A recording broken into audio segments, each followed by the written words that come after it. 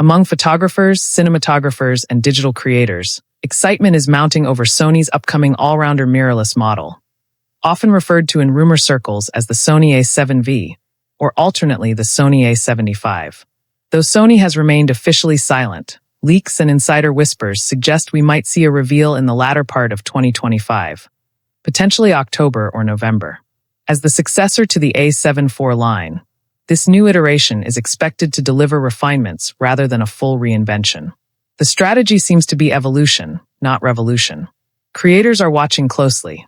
Will Sony reinforce its hybrid lineage or slip behind in the rapidly converging stills/video marketplace?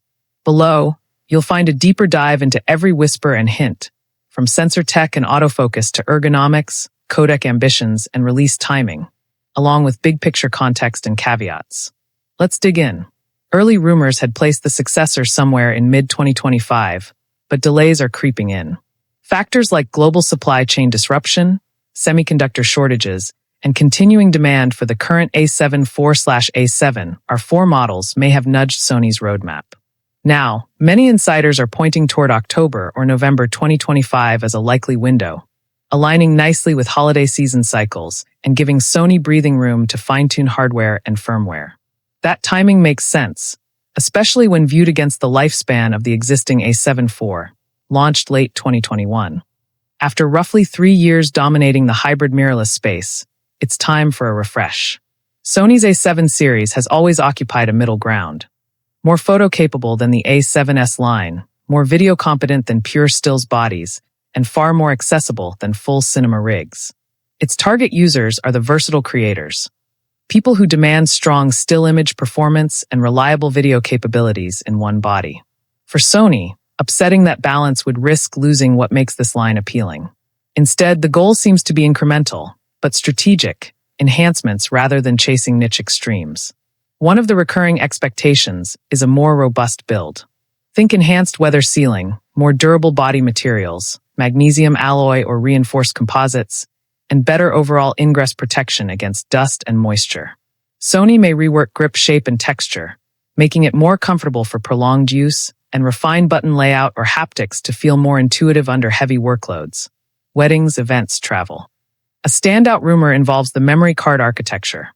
One slot for CFX or CFX Plus, and one for SD, UHS-2 or UHS-3.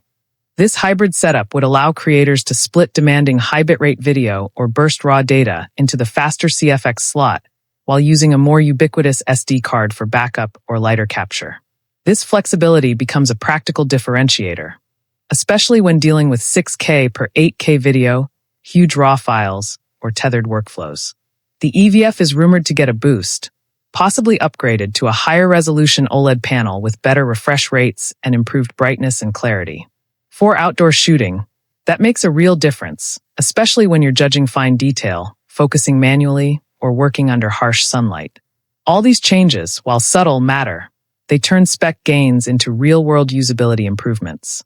Arguably the most critical area for this new model is the sensor and associated processing pipeline. Based on leaks and industry chatter, here's a speculative breakdown. One of the more consistent rumors is that Sony will deploy a backside-illuminated BSI CMOS sensor around 44 megapixels, paired with an embedded AI or ML engine either on the sensor die or via a companion module. This wouldn't be a fully stacked sensor in the vein of the A9/A93 series, but rather a hybrid optimized for balance. Good dynamic range, clean high ISO behavior, and fast readouts without the downside of extremely large files. Such a sensor could allow more headroom for cropping, creative recomposition, and advanced post-processing without sacrificing low-light performance. A highly enticing rumor is the possibility of multiple base, native ISOs. For example, ISO 800, ISO 4000, and ISO 25600. If Sony implements this, it would give filmmakers and photographers cleaner headroom for log profiles, e.g. S-Log, HLG, or HDR workflows. Triple base ISOs simplify grading workflows, reduce noise when pushing exposure, and enable better dynamic range under varying lighting conditions. To handle 6K, high frame rate, or high burst modes, the sensor's readout speed has to be aggressive. Rumors suggest read speeds fast enough to minimize rolling shutter artifacts even at elevated frame rates. Better rolling shutter control is essential for handheld video, pans, or fast motion. And that's one area where the hybrid aims to outperform rivals.